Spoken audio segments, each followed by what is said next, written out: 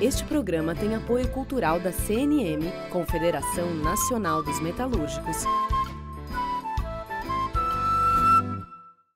Está começando mais um Entrevistas no Café do Sindicato dos Bancários no centro de São Paulo.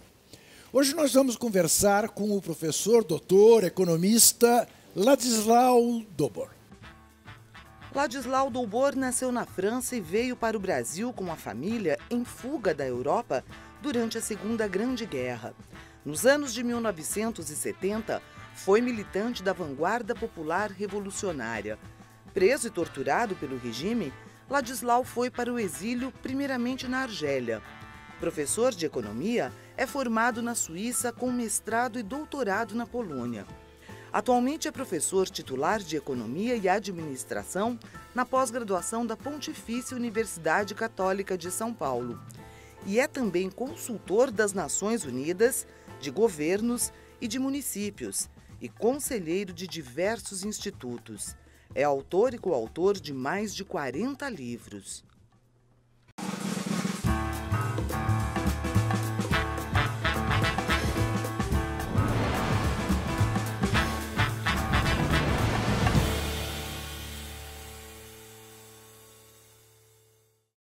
E para fazer este programa, estão conosco a psicóloga e palestrante Lourdes Alves de Souza e também Ione Amorim, que é economista do IDEC, o Instituto Brasileiro de Defesa do Consumidor. Eu agradeço a presença de vocês e começo com o professor Ladislau, me referindo a um artigo recente seu sobre a burrice no poder. Artigo este no qual você fala sobre a burrice desta parcimônia com que do governo Temer para cá estão tentando fazer no Brasil. De estabelecer tetos nos gastos públicos, enfim, de fazer uma economia que, numa frase, eu acho que você resume brilhantemente. As pessoas que ganham 500 mil reais por mês no Brasil convenceram as pessoas que ganham 50 mil reais no Brasil que o problema do Brasil são as pessoas que ganham R$1.000 por mês. É assim mesmo, professor? Olha, o essencial, eu acho que primeiro com o título, né, a burrice no poder, eu acho que as pessoas, né, os nossos espectadores entendem de que se trata, né? Enfim, sim.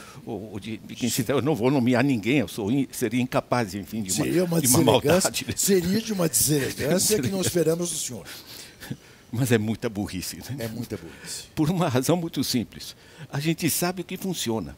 Tá? A gente acompanha o que acontece na Coreia do Sul, por exemplo, o que acontece na China, no Canadá, na Alemanha, nos países nórdicos, o que aconteceu com o New Deal dos Estados Unidos, o Estado de Bem-Estar da Europa, todas as experiências extremamente positivas de desenvolvimento.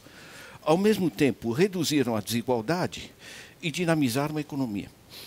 Esse raciocínio é essencial porque não é complexo.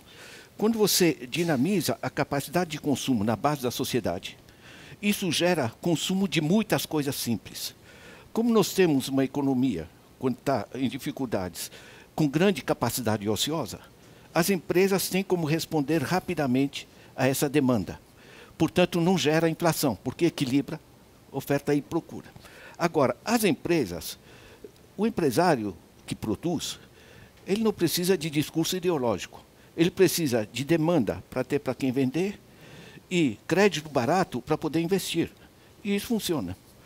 Isso funcionou na fase Lula, o que o Banco Mundial chamou a década dourada do Brasil, 2003 a 2013. Né?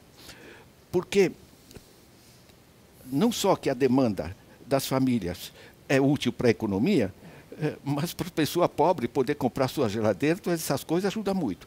Portanto, ajuda o bem-estar das famílias, ajuda a atividade empresarial e, como a atividade de consumo gera muitos impostos, receita para o Estado, e a atividade empresarial que aumentou gera também imposto para o Estado, imposto sobre produção, a conta fecha.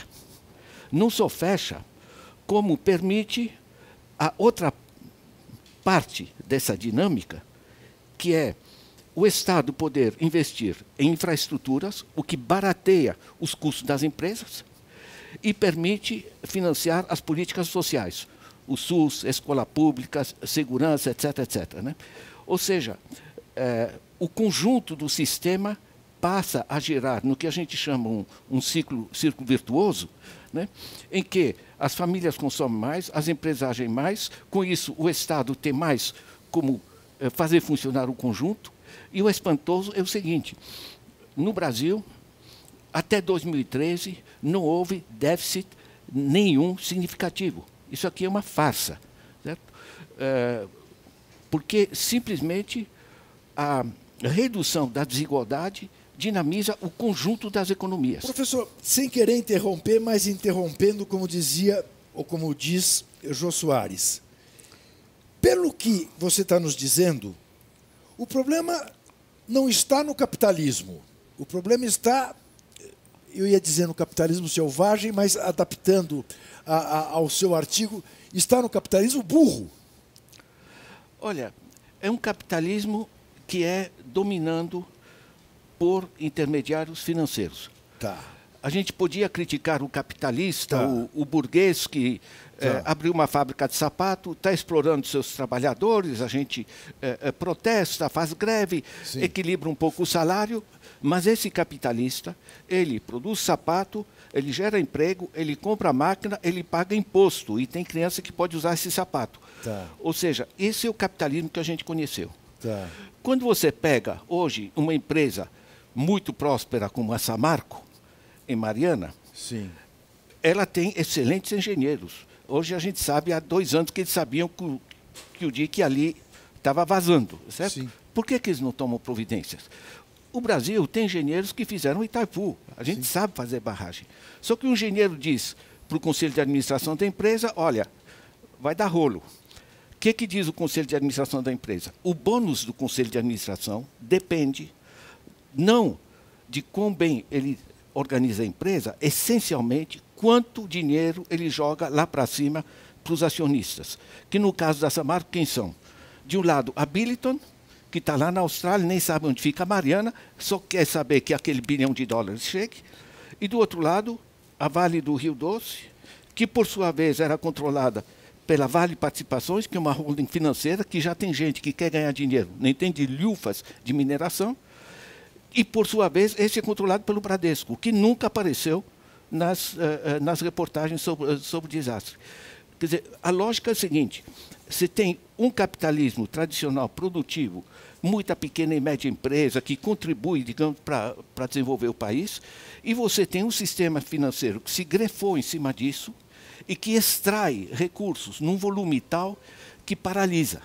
E quando paralisa a atividade produtiva e quando endivida as famílias, você trava a economia. Quando você trava a economia, você gera menos imposto para o Estado. Resultado, eles geraram o déficit que hoje nunca chegou a 2% com a Dilma e que hoje está na faixa de 6%. Né? Lourdes, faz favor. Hoje me faz falta, como educadora, como trabalhadora da educação, né, esse diálogo, colocar o trabalhador na conversa. Né? E eu sei que o professor Ladislau é um pesquisador, é um professor também, é um trabalhador da educação. Né? Eu penso que é muito importante, professor, que a gente possa ouvir alguma coisa, né? Em termos de como que a sociedade civil pode, como a inteligência coletiva da sociedade civil pode contribuir neste momento, né, onde a gente precisa de um pouco mais de esperança. Em última análise, pegando uma carona na pergunta da Lourdes, a sua ideia de que hoje o mundo é muito mais da cooperação do que da competição. Perfeito. Olha, eu acho que há 2 eixos, né, aqui. Um é que realmente o principal fator de produção hoje é conhecimento. Tá? Não é matéria-prima, não é coisa. Eu, quando pego meu celular, talvez 95% do valor dele é conhecimento incorporado. Né? Então, essa dimensão imaterial, ela gera uma centralidade em todos os processos educacionais. A educação não é mais um verniz, digamos, para dizer tenho 4 anos, se ler e escrever, ou tenho meu diploma, coisa do gênero. Lidar com conhecimento, aprender a lidar com conhecimento, está no centro do conjunto das transformações. Pega uma Finlândia, né, que há 40 anos atrás decidiu que o eixo do desenvolvimento dela é generalizar a elevação do conhecimento científico-tecnológico. Veja a Finlândia hoje, depois de 40 anos. Então, isso é uma dimensão. Nessa dimensão, eu coloco o problema do sistema financeiro. Porque ocorre o seguinte, no Brasil, todo mundo estudou Dona Carlota Joaquina e Dom João VI, ninguém ensinou como funciona o dinheiro, que é o principal vetor estruturante da sociedade. Certo? Então, esse lado, digamos, de não preparação da população para a compreensão das dinâmicas é que faz que as pessoas ficam pasmas, ficam desorientadas, certo? E ainda por cima, na TV, dizem para eles, você não está sabendo tomar crédito, né? Quer dizer, ele que não está sabendo, quando nunca recebeu a formação, e, por outro lado, quando você tem bancos que oferecem um crédito colocando ao mês, né, para esconder o juro composto, desorientando as pessoas. Quer dizer, nós estamos enfrentando o que na linha da Lourdes, a gente fez trabalho de educação muito juntos, né, nesse processo, é que nós temos que dar uma formação que permita às pessoas resgatar as rédeas das suas vidas, entende? E o setor financeiro não é um setor, é uma dimensão de tudo que a gente faz. Você tem ou não tem dinheiro para a saúde. Quando você coloca uma lei como teto de gastos, né, você está reduzindo o espaço do SUS, você está obrigando as pessoas a entrar nos planos de saúde, que são sistemas de extorsão financeira. Certo? Eu pago um monte de dinheiro para o plano de saúde, eu, como professor da PUC, não uso 10% disso. Por que eu uso isso? Por segurança, por se acaso se acontece alguma coisa. Sim. Então, na realidade, eu acho importante entender que o sistema financeiro, que é uma dimensão de todas as nossas atividades, tem que ser resgatado. Quando você resgata o controle do teu dinheiro, você passa a resgatar a lógica de toda a economia, que passa a funcionar em função das nossas necessidades e não nós funcionarmos em função das necessidades dos bancos. Né? Ione, faz favor, sua pergunta. Pois não, minha pergunta, professor, é uma questão até bastante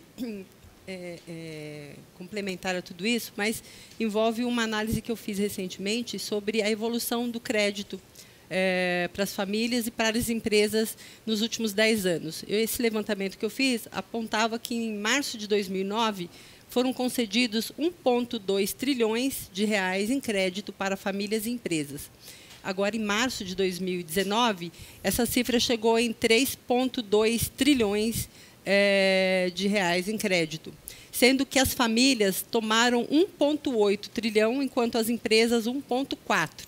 Então, eu entendo que a gente tem aí um direcionamento do crédito voltado para as famílias e as empresas deixando de tomar crédito para desenvolver o que o senhor acabou de colocar sobre a necessidade de impulsionar a economia, de ativar o setor produtivo, da geração de emprego.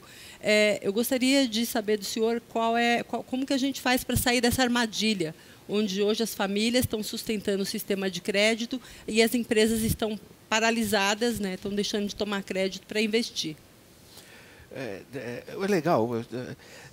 A Ione trabalha lá no IDEC, eles têm 10 países que eles estão seguindo o sistema de endividamento. Não é só o Brasil que está se ferrando, é uma expressão de economia heterodoxa, enfim, né? Sim, sim. Pelo sistema de taxa de juros. Né? Deixa eu dar ordens de grandeza. Eu não encontro um lugar no mundo onde se cobre juros desse tamanho. Né? Para as pessoas terem uma ideia, o espectador, enfim, né? Aqui a média, hoje, para a pessoa física que toma um empréstimo num banco, os últimos dados que eu tenho de janeiro de 2019 é 88% ao ano. Juro ao mês é treta, mas 88%. Na França, esse crédito é 3,5% ao ano. 3,5%.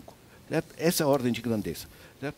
Então, as empresas, aqui a média também de janeiro de 2019 é 52%. Tá? Desde que eles assumiram, basicamente a partir de 2013, e a partir daí já não tem mais governo, enfim, é toda essa linha que pega, eles subiram para a empresa de 44% para 52%. Agora, a coisa é muito prática. Imagine que você pega um empréstimo, eu dou no livro o exemplo de uma pessoa, uma senhora que compra uma máquina de costura mais performante para vir, uma costureira tal. Ela pegou um empréstimo. Se ela tem que pagar 50% de juros sobre esse empréstimo, imagina o lucro que ela tem que tirar dessa máquina.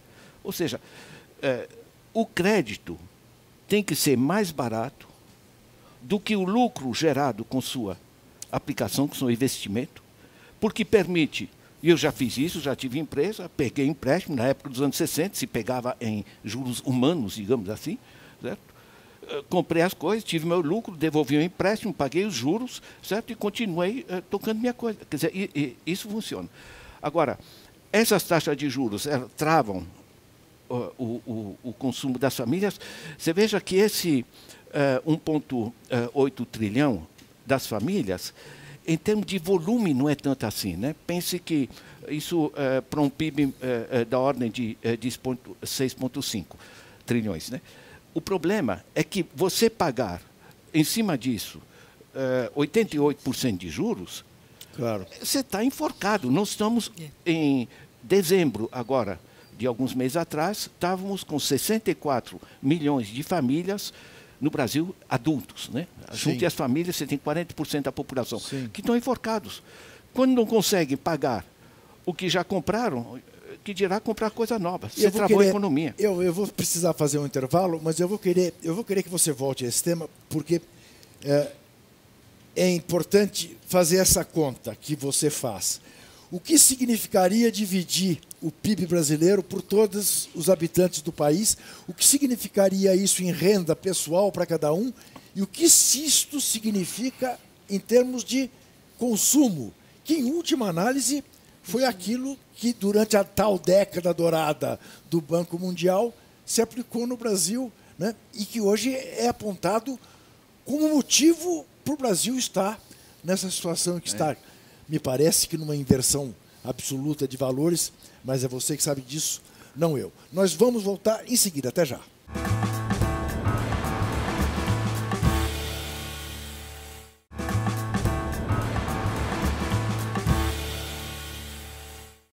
Voltamos ao Café do Sindicato dos Bancários, no centro de São Paulo, com o programa Entrevistas, conversando hoje com o economista Ladislau Dobro, que, por sinal, está nas principais livrarias do país, com a segunda edição, revista e atualizada, de seu livro A Era do Capital Improdutivo, a nova arquitetura do poder sob dominação financeira, sequestro da democracia, destruição do planeta.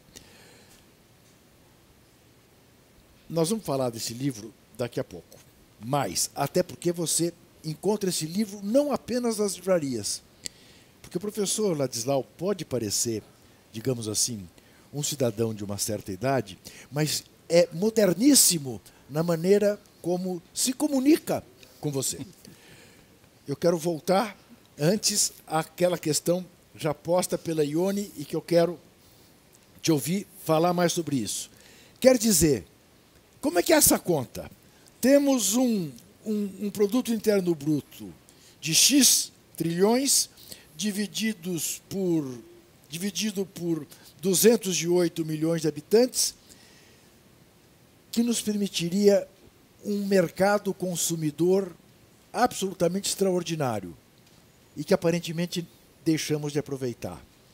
Por quê? Porque os tais que ganham 500 mil convenceram os que ganham 50 mil que o nosso problema são os que ganham 1 mil? Olha, esse é o convencimento que eles querem convencer a gente, né, da coisa. Mas basicamente é o seguinte: vamos arredondar o PIB do Brasil para 6,5 trilhões. 6,5 trilhões. Você divide isso pela população, 208 milhões de habitantes. Sim. Isso dá R$11.000 por mês por família de 4 pessoas. Isso. O que a gente produz hoje de bens e serviços dá R$11.000 por mês por família de 4 pessoas. Tá. Isso, se eu falo isso para um juiz ou para uma dondoca aqui do Morumbi, vai ficar, meu Deus, imagina viver com R$11.000. Sim. Mas para o grosso da população, bom ter dinheiro. R$11.000 Opa. por mês por família de 4 pessoas, olha, refrescava um bocado. E mais, esse dinheiro distribuído, como a gente já conversou, dinamizaria o conjunto da economia. Certo? Agora, o fato do sistema financeiro extrair tanto dinheiro, porque vaza, né? Ele vaza e não se transforma em sistema produtivo. Eu tenho minha conta, tenho minha poupança na Caixa Econômica Federal. A moça me pergunta, a gerente de crédito, professor, o que o senhor quer investir? Eu digo, querida, isso aqui não é investimento. Isso segurança. aqui é uma aplicação financeira. Tá. Aplicação financeira é diferente de investimento. Certo? Porque eu posso até ser esperto, comprar ações que vão subir, coisa do gênero, e ganhar dinheiro. No país não apareceu um par de sapato a mais, nem uma bicicleta a mais, nem uma casa a mais. Sim. Então, o ganho financeiro, o ganho sobre aplicações financeiras, é completamente diferente do que o ganho sobre investimento. Eu construí uma escola, eu abri uma estrada, eu abri um porto, coisa do gênero, que gera maiores capacidades. O que acontece? Desde que o Fernando Henrique Cardoso criou, a partir de 1º de julho de 96, uma remuneração de títulos da dívida pública, na época de 25% ao ano, no resto do mundo estava 1,5%. Tá? Aqui pagava 25%. Se ponha na mão de um banqueiro, certo? Eu vou emprestar dinheiro para uma empresa, tem um risco, vou ter que acompanhar, vou ter que estudar o projeto, vou ter que contratar um economista. Eu compro títulos do governo, eu pego a poupança do professor Ladislau, coloco em títulos do governo, o governo me paga 25% sobre esse dinheiro, que nem é meu, certo? Para que eu vou investir? Então, você gerou uma deformação que é importante entender que é o seguinte, a gente resolver o problema econômico do Brasil não precisa grandes investimentos, grandes movimentos financeiros. É preciso redirecionar a regulação dos bancos. Se você reduz a taxa de juros sobre a dívida pública fortemente, que ele pague menos do que os bancos lucrariam investindo efetivamente em coisas, você muda as regras do jogo. Para isso, tem bancos centrais. Pegue a China, por exemplo, não tem como um banco pegar dinheiro dos depósitos e ganhar dinheiro com títulos da dívida pública, ou seja, com os impostos de terceiros. Né? O banco, voltando a ser um orientador de investimento, ele volta ao que já foi. Certo? Muitos bancos, pega a multiplicidade de bancos que havia nos Estados Unidos, pega o sistema bancário na Europa, na China, na Coreia, em que você tem, em cada cidadezinha, você tem um banco que discute com os possíveis empresários, olha, por que você não... É por isso que o ex-presidente Lula fala que o seu novo discurso não será em torno de distribuição de renda, mas sim em termos de distribuição de riqueza? Olha, nós temos, e é bom lembrar isso, tá? Porque a renda, o meu salário na PUC, tudo isso, eu tenho uma renda de X por ano, tá? É o que entra. Eu tenho minha riqueza acumulada, certo? Patrimônio. Sim. Certo? Essa riqueza é a minha casa, é o meu carro, a minha poupança no banco, tira as dívidas, o que a gente chama patrimônio domiciliar líquido. Né? Então, isso aqui gerou um desequilíbrio que é radicalmente maior. Deixa eu explicitar isso. Se eu sou bilionário, vamos fazer força, nós temos bons bilionários aqui, tá? Esse bilionário aplica o seu dinheiro, não está investindo, simplesmente comprando títulos nos papéis. Tá? É só computador. Tá. Não precisou trabalhar porque, sabe, produzir é trabalhoso, né?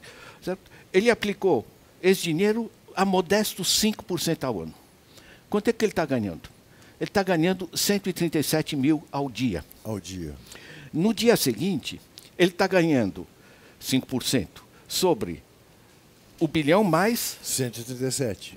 Mais 130, porque tem que Tá. 7 mil, porque a vida está Taxa e cara, tal, enfim. isso, tal, evidente, tal, ok. né? Estão entendendo? É o que a gente chama em finanças de snowball effect, efeito bola de neve. Sim. Certo? Quanto mais você tem uma bola grande, mais essa bola aumenta Sim. a Sim. cada giro. Isso gerou a situação em que no Brasil você tem 5% que tem mais patrimônio do que os 95 seguintes. Isso não funciona. Nós temos 6 famílias aqui que têm mais patrimônio do que a metade mais pobre da população do país.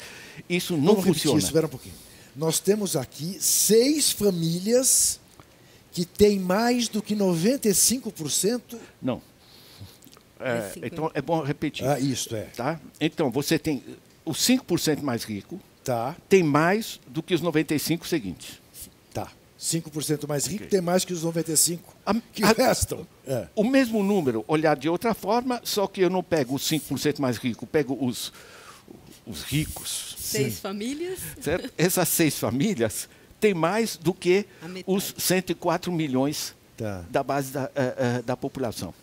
Não só isso não funciona em termos éticos, né? Porque se a gente não produz nada e reduz a população à miséria, mas é um sistema burro em termos econômicos. E isso que quebrou o país. Entende? Porque quando você extrai de forma financeira sem produzir, você está tirando a capacidade de consumo das famílias e paralisa a economia, e você está tirando a capacidade de investimento Produtiva.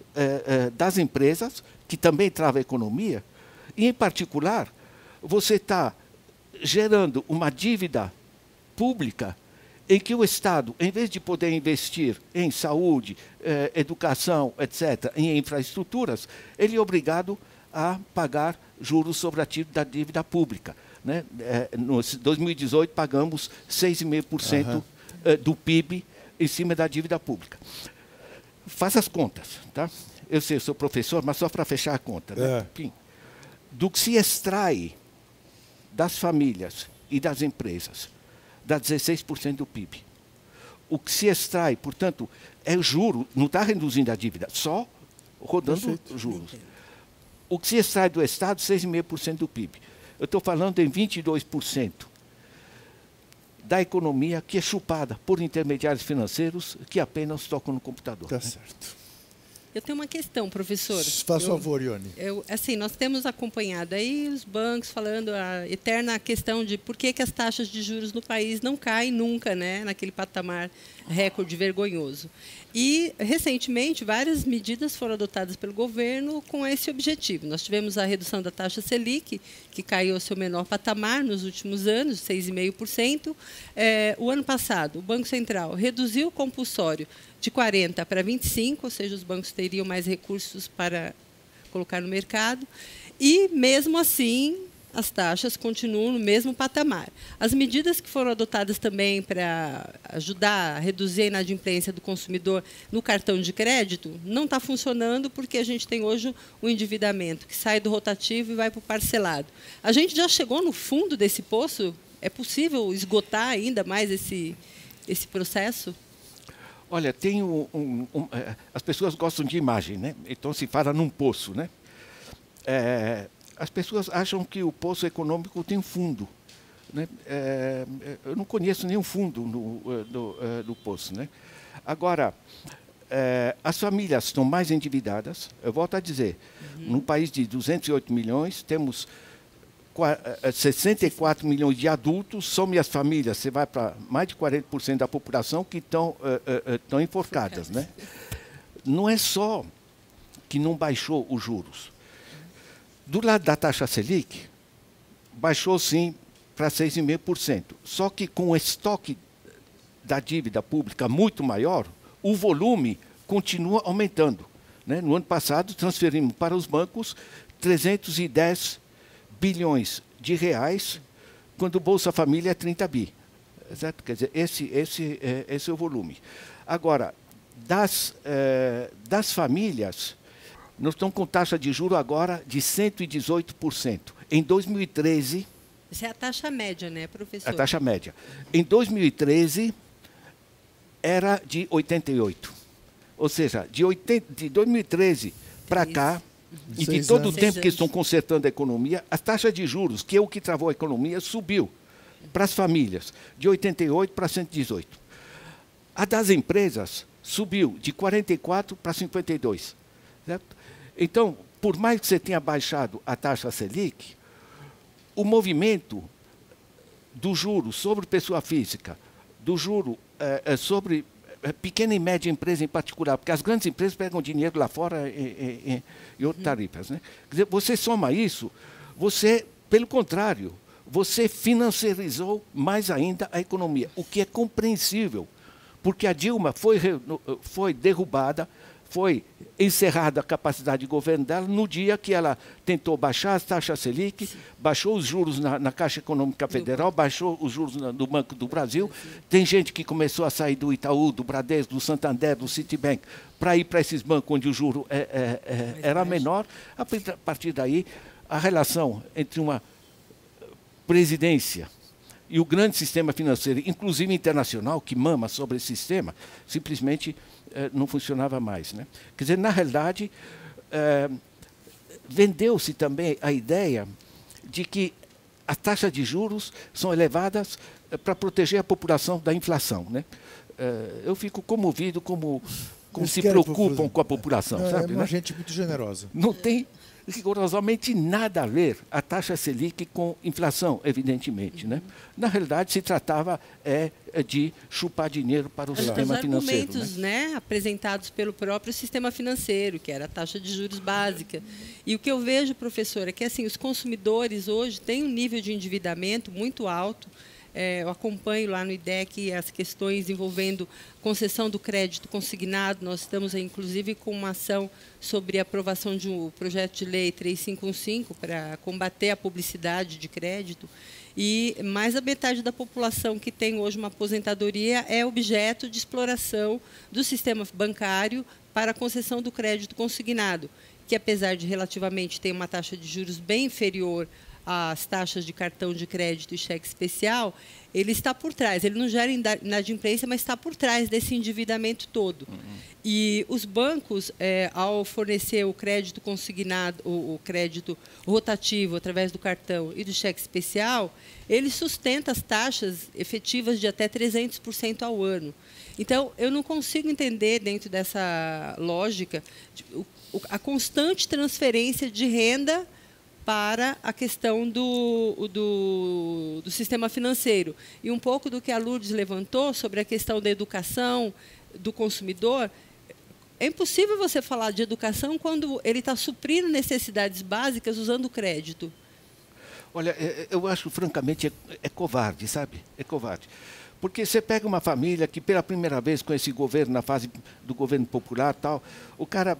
Sabe, só de luz para todos foram 15 milhões de pessoas. Né? O cara vai querer comprar uma geladeira, viver sem geladeira é muito ruim. Entende? Agora ele chega numas casas que tem total dedicação a nós, né? Ele vai encontrar juros de mais de 100%. Entende? Ele paga mais do dobro sobre esse processo. Aí eles dizem para ele, não, mas vai caber no teu bolso. Sabe, é um grau de enganação. Sim. Certo? É uma covardia, porque esse cara nunca entendeu de juros, é a primeira vez que ele tem uma conta desse tipo, ele precisa do raio da geladeira, e esses caras, em vez de prestar bons serviços comerciais, eles viraram atravessadores financeiros. Da mesma maneira que os bancos, em vez de serem canalizadores de recursos de poupança para investimento, para dinamizar a economia, estão simplesmente mamando em cima desse negócio. Né? Lourdes. A minha visão é a visão do educador, mas eu quero colocar aqui um pouco de encantamento nessa conversa. No seu texto, você diz assim, uma sociedade que funciona é uma sociedade para todos. Né? Então, a minha inspiração como educadora, como ativista social, é de Ubuntu. Aquela ideia de que é possível que a gente se dê as mãos e corra juntos, para que a gente possa, juntos, usufruir do prêmio. Né? Então, eu fico pensando, nessa conversa que temos aqui, como se a sociedade brasileira, se eu ver na sociedade brasileira, com toda a nossa diversidade, né, com todas as questões que temos, as diferenças de gênero, da questão de orientação sexual, com a questão de raça, de classe, enfim, tudo aquilo que em algum momento faz barreira e cria uma série de fragmentos, né? Se o senhor vê a possibilidade da sociedade brasileira ubuntar, se dar as mãos, né, e correr por alguma coisa que seja comum, alguma coisa. Eu não sei se o senhor conhece experiências de fora de outros países que a sociedade corre junto, tem um objetivo comum que ela é capaz de sustentar, apesar de todas as nossas diferenças, né? Vale. E isso é uma coisa que me acompanha, tenho pensado muito nessa questão, gostaria muito de ouvir. Vale uma tese que será defendida brilhantemente pelo professor Ladislau no próximo bloco. Nós já voltaremos.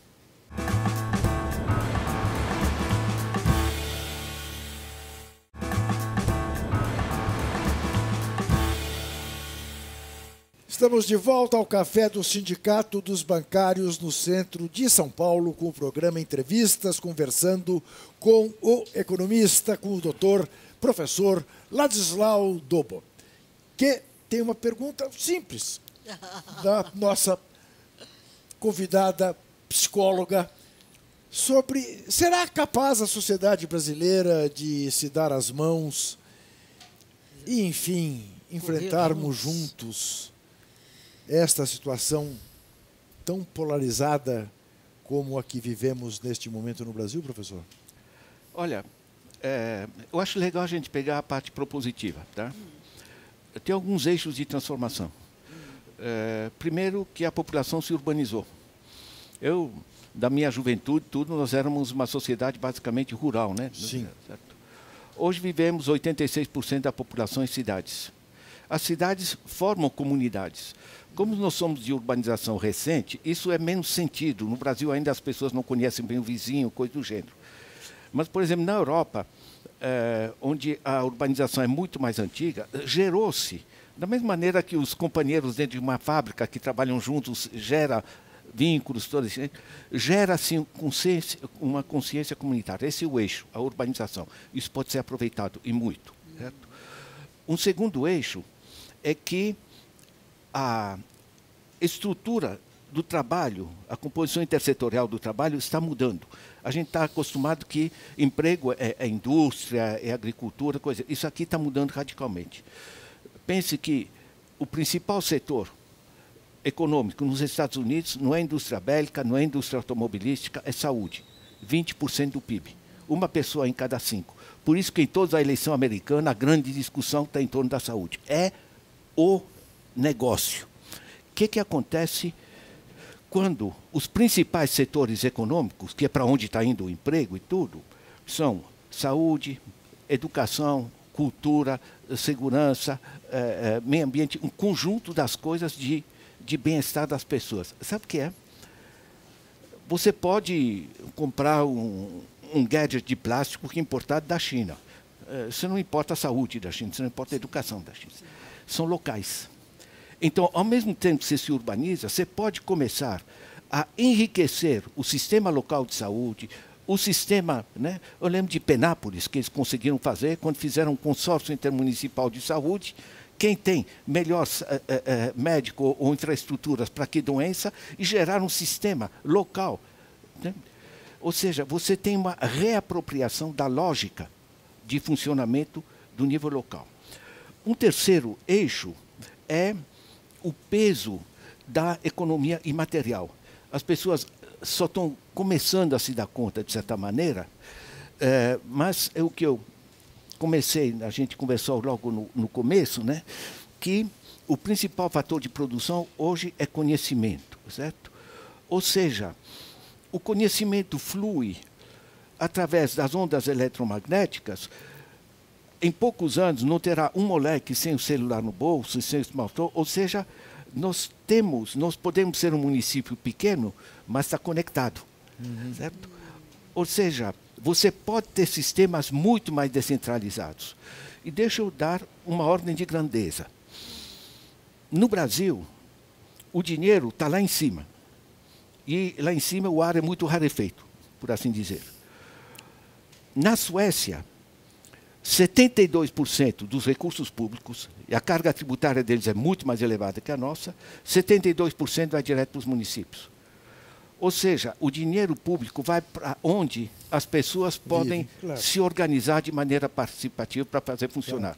Suécia, 72%, Brasil, 13%. O dinheiro está lá em cima. Nós somos 5.570 municípios. Algum ministro pode saber o que, em que município do país é necessário? Ou seja, nós precisamos descentralizar radicalmente os recursos, e eu fico comovido porque minha discussão com o pessoal lá em cima, quando ocorre, me dizem, mas se a gente descentralizar os recursos, vai ter muita corrupção. Né? Enfim. Se não tiver educação, né, professor? Então, de certa maneira, se você junta o fato que nós nos urbanizamos, que as principais atividades adquirem muito mais lógicas, que são as políticas sociais, no nível local, e que o dinheiro local pode dinamizar o conjunto, isso tem que ser juntado com a lógica financeira, não só de descentralização dos recursos públicos, mas com a formação dos bancos locais. Deixa eu lembrar que nós temos no Brasil 114 bancos comunitários de desenvolvimento. Estão emitindo a moeda própria, é legal, e como funciona. Que as pessoas visitem aí o site do pessoal do Conjunto Palmeiras, né, no Ceará, tem o Banco Palmas, eles emitem o dinheiro Palma, eles emitem cartão de crédito, Palma Card, eles fazem a própria roupa, porque o dinheiro funciona internamente, então gera mercado para eles mesmos, reduz o desemprego, eles chamam essa roupa de Palma Fashion, certo? Mas deixa eu ampliar essa coisa, porque no Brasil ainda é uma coisa muito pequena. Mas na Alemanha, 60% de todas as poupanças são depositadas em caixas de poupanças locais, chama Sparkassen, e não vai para os bancos. O alemão não coloca seu dinheiro em banco, certo? E quando coloca na caixa de poupança local, esse dinheiro não vai para paraíso fiscal, não vai para aplicações financeiras, especulação. É usado em função das necessidades comunitárias. Você está me dizendo, em última análise, que essa ideia, que pelo menos a nós é apresentada travestida de neoliberal, a ideia do ganha-ganha é possível? Com certeza. Porque a gente está acostumado aqui no Brasil que para alguém ganhar, muitos têm que perder. É o que nós vimos. É o que nós vivemos. Não, no Brasil nós vivemos o perde-perde. O perde-perde. Mas aqueles 5% ganham. Não, os 5% é isso. Mas, é hors concours. Você acredita que seja possível pensar numa economia do ganha-ganha? Sem dúvida nenhuma. Sem dúvida nenhuma. Veja bem, pega também o North Dakota Bank nos Estados Unidos. Banco público que simplesmente está usando os recursos dos depósitos em função das necessidades do desenvolvimento local. Sim. Certo? Você pega a Universidade de... Mas isso não é conversa de comunista, professor? Olha... Você está falando em eu penso que socialização? É de um humanista. Humanista. Não de comunista, mas de humanista. Obrigado, porque essa você possibilidade é inclusiva. Tá. Me incomoda muito que hoje a gente tenha uma conversa sobre a nação brasileira, onde milhões estão totalmente esquecidos. Não tem voz, está totalmente fora da possibilidade de conversar. Mas essa sua preocupação, doutora Lourdes, é tipicamente de uma comunista. Humanista. Bom, é que eu estou mal treinado, entendeu? Que eu ouço essas pessoas falarem isso e fico assim intoxicado. Eu sugeriria, sabe, que em vez de uma política burra, Sim. Né, que extrai dinheiro e estão atolados, e estão na gritaria entre eles, né?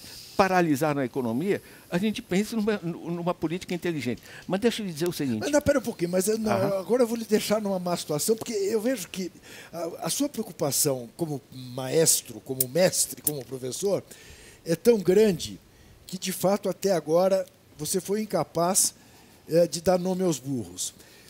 E eu não quero lhe forçar a dar nome aos burros, ao contrário. Mas eu ouço dizer que o nosso ministro da Economia é mais que um ministro da Economia. Ele é um gênio da economia. Como é que um gênio da economia pode estar tão equivocado na sua proposta para tirar o Brasil da crise? Olha, deixa eu ir bem atrás assim para coisa cultural, coisa do professor, né? Sim. O Descartes dizia que uma coisa é ter inteligência, Sim. outra coisa é saber utilizar a inteligência. Sim. Né? Então são duas coisas diferentes. Tá. O Paulo Guedes é cofundador do Banco BTG Pactual. Sim. Que poucas pessoas conhecem, porque ele não é banco para a gente... Enfim, banco de investimento. Eles chamam banco de investimento. Isso, Na realidade, não é um banco de investimento, chama Asset Management. Asset Management é gestão de fortunas. Perfeito. Tá? As grandes fortunas aplicam seu dinheiro lá.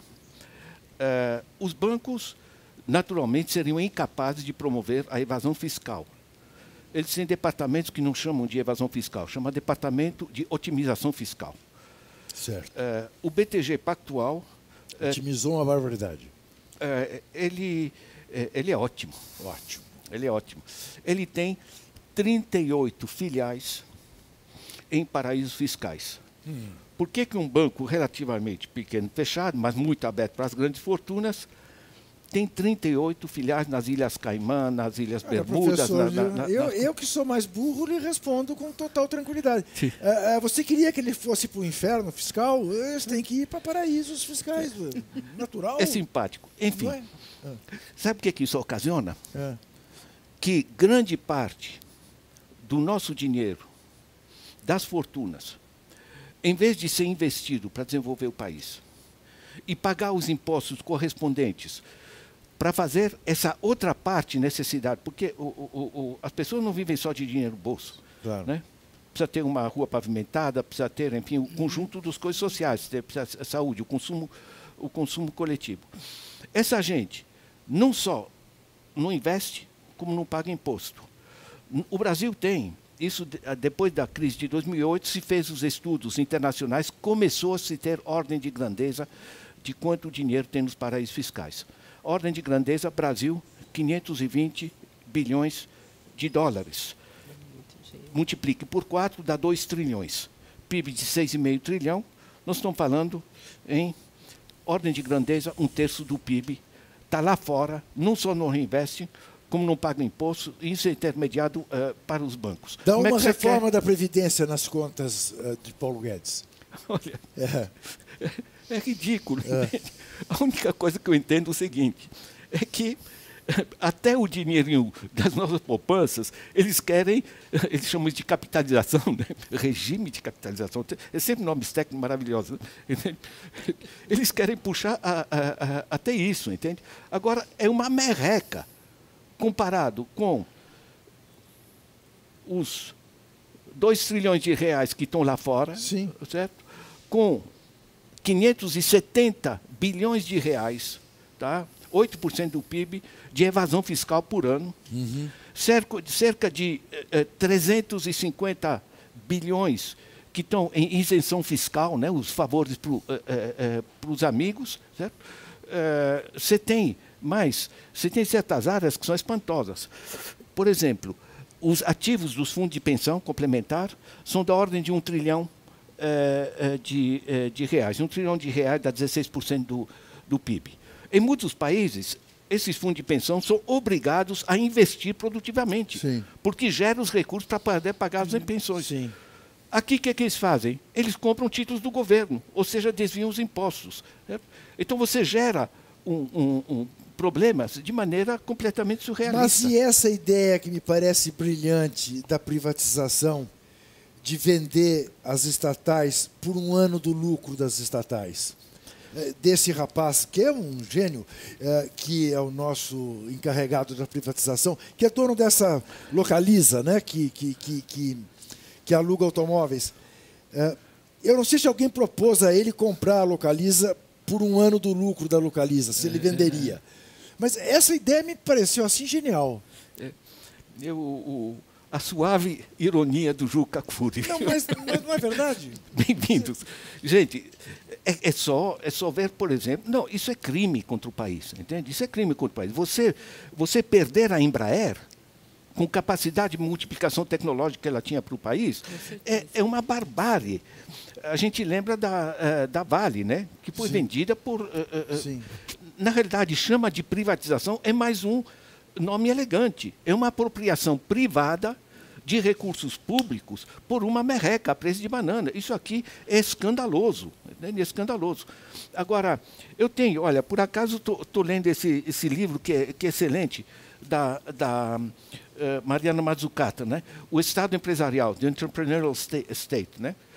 No mundo todo estão se dando conta do seguinte: nós temos que resgatar a capacidade de organização pelo Estado. Certo?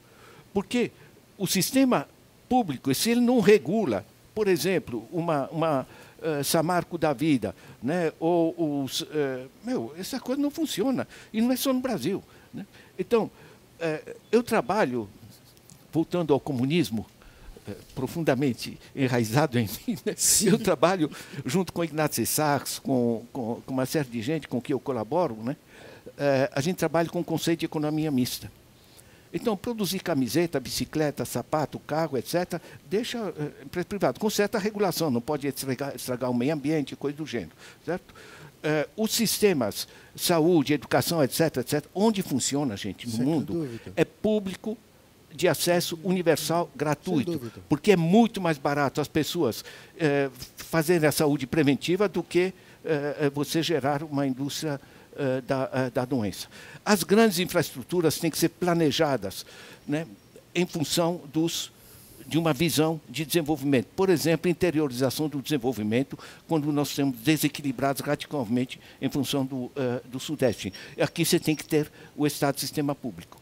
E o sistema de intermediação financeira, comercial, jurídico, os grandes chá comigo, os intermediários da coisa, esses que são atravessadores e que mamam sobre essa economia sem produzir, isso aí tem que ter forte regulação do Estado. Professor, como nós estamos nos aproximando, infelizmente, do fim do nosso papo, eu gostaria que você contasse para quem está nos vendo de que maneira a era do capital improdutivo está disseminado pelas redes.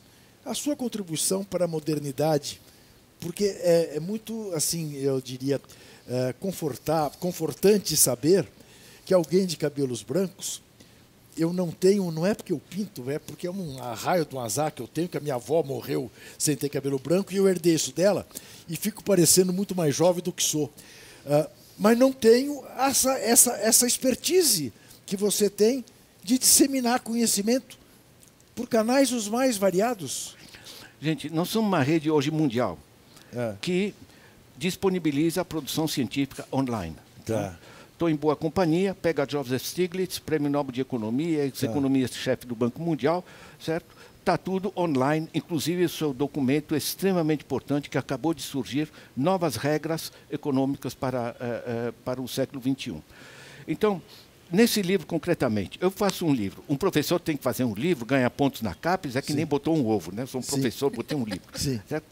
Mas o sério é o seguinte, muita gente não vai comprar o livro. Para ler o livro inteiro, tem ele no papel, né? Você ler um livro inteiro na tela é complicado. Agora, se você quer utilizar para um trabalho, fazer uma pesquisa, recomendar a leitura de um capítulo para os alunos, você não vai pedir para eles comprar o livro. Então, ele está online gratuitamente no meu blog. Você põe dobor.org ou escreve Ladislau no Google, ou qualquer um deles, na internet, você está lá. E tem mais. A gente fez com o Instituto Paulo Freire um vídeo de 10 minutos sobre cada um dos capítulos. Maravilha. Então, a pessoa entra no meu blog, entra em livros lá, pedagogia da economia, ele vai entender, não de economia, mas vai entender o que está acontecendo. Entende? Isso qualquer cristão entende, porque se trata de como estão tirando dinheiro do nosso bolso, gente. Isso dá para sentir, né? Então, isso aqui é ferramenta, né? Maravilha. E com o Instituto Paulo Freire, nós temos um sistema. Eu sabia, tá vendo? Eu pedi para fazer a propaganda do livro e das maneiras pelas quais você pode acessar o livro, mas tinha que ter um comunista no final da frase, esse tal de Paulo Freire, que teve essa mania também de querer educar as pessoas pelo que elas vivem no dia a dia, que é um péssimo hábito. Em vez de falar de aviões e transatlânticos para o menino que mora no interior de Sergipe, queriam falar de tijolos, ou de frutas, ou de terra. São ideias terríveis. Olha, Ione e Lourdes, eu agradeço muito a presença de vocês. Obrigada. Eu espero que vocês não tenham saído daqui contaminadas por essas ideias comunistas do professor Ladislau Dobor, que quer dividir riquezas e que quer fazer com que 208 milhões de habitantes sejam felizes, e não apenas os nossos 5% tão valorosos. Eu gostaria de lembrar, portanto, que todas as obras do professor Ladislau estão disponíveis no blog dobor.org. Agradecer a Ione e a Lourdes, agradecer ainda aos nossos telespectadores, lembrar que tem entrevistas toda quinta-feira às 10 da noite aqui na TVT e no YouTube a qualquer hora, porque eu também sou moderno, para com isso. E não se esqueça, desesperar jamais.